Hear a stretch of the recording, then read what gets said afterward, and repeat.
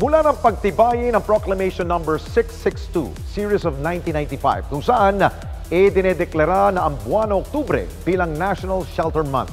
Taon-taon ay nagkakaroon ng aktibidad ang mga ahensya ng pamahalaan para palakasin ang mga housing project para huyan sa ating mga kababayan na nangangarap na magkaroon ng sariling bahay. Ngayong taon, ano naman kaya ang inihandang responde ng iba't ibang ahensya ng gobyerno kasama na ang mga nasa housing industry stakeholders? Narito at inyo pong panuorin. Mahalaga talaga, wala ka ng upahan. Wala kang intindihan buwan-buwan. Mahalaga talaga yan, may bahay ka eh. Napaganda yun pagka magkaroon. Upahan lang. Kahit pa paano, may kubo. Yan, sa squatter. Ay, hindi ko namin alam. Kahit pag-ibig, mga NSA, wala. Mayroon, pero nag-apply dyan, ilang beses na, wala naman eh. Yung relocation lang, nung na-demolish kami dyan. Yung iba doon sa Bulacan, ako dito lang, Quezon City lang. Kasi ayaw ko doon, malayo. Magkakaiba man ang estado natin sa buhay, anumang mga komunidad ang ating kinabibilangan. Ang realidad, bawat pamilyang Pilipino ay nangangarap na magkaroon ng sarili nilang bahay. At para maisulong ng pamahalaan ang mga programa nito na magpatayo ng maraming bahay para sa ating mga kababayan, prenoklama ni dating Pangulong Fidel V. Ramos noong September 27, 1995 ang buwan ng Oktubre bilang National Shelter Month sa pangunguna ng nooy Housing and Urban Development Coordinating Council o HUDC, na ngayon ay mas kilala bilang Department of Human Settlement and Urban Development o DSUD. Okay mga karesponde, kasama ho natin ngayon ang Direktor ng Department of Human Settlement and Urban Development o DSUD. Walang iba kundi si Attorney Angelito Angel Aguila. Magandang gabi po sa inyo, sir. Good evening. Magandang gabi. Oo. Siguro unahin natin po para dahil nga ho bago po itong DSUD. Ano nga ba ang punot dulo at mandato ho ng ating pong pamahalaan ito? Ang DSUD o ang Department of Human Settlements and Urban Development tinatag noong 2019, nagsimula talaga 2020. Kung natatandaan nyo ang HLURB before, sila ang nagre-regulate ng subdivision and condominium projects ng Homeowners Association, yung mga land use planning ng mga local government. Pinagsama-sama po lahat yan, inilipat sa bagong Department of Human Settlements. At the same time, noon pa meron tayong Housing and Urban Development Coordinating Council, yung policy coordination body, isinama na rin po yan sa bagong Department of Human Settlements. At kumusta naman po ang ginagawa ho nating serbisyo sa publiko with regards to this new department? Mas maayos na, mas maganda na ang setup kasi po ang departamento tumatayo parang nasa taas po ng lahat ng mga ang tinatawag natin shelter agencies.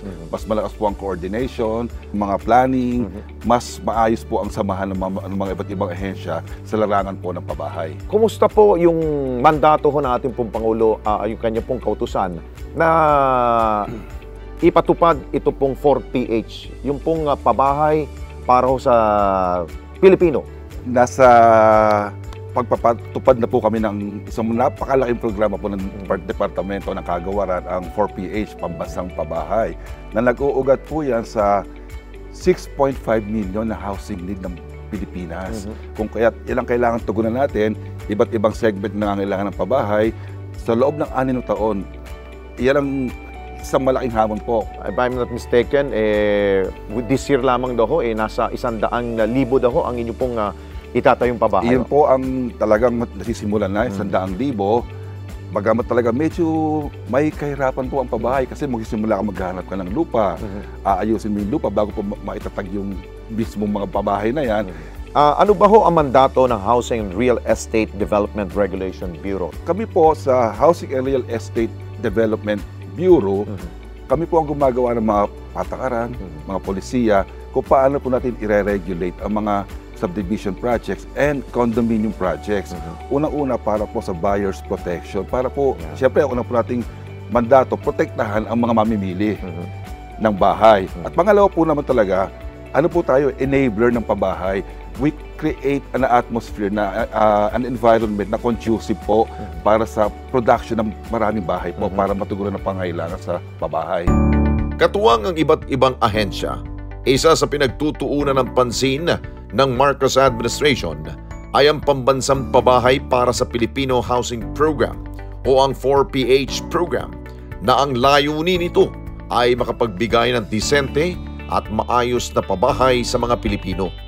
Ang 4PH program ay pinangunahan ng DSUD, National Housing Authority, Pag-ibig Fund, National Home Mortgage Finance Corporation, Social Housing Finance Corporation, at Human Settlements Adjudication Commission. Ang National Housing Authority o NHA ang nakatuon sa pagbibigay ng pabahay sa may hirap na Pilipino.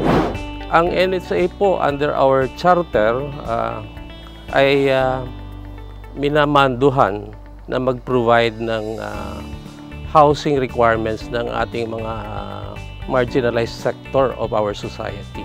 Meron kaming programa for ISFs or what we call the informal settler families. Ito po yung usually nakatira sa mga danger areas, like yung waterways or yung affected ng mga infrastructure projects ng gobyerno.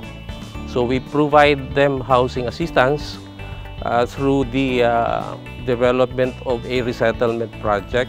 And resettlement projects could be in city, off city, or near city resettlement sites.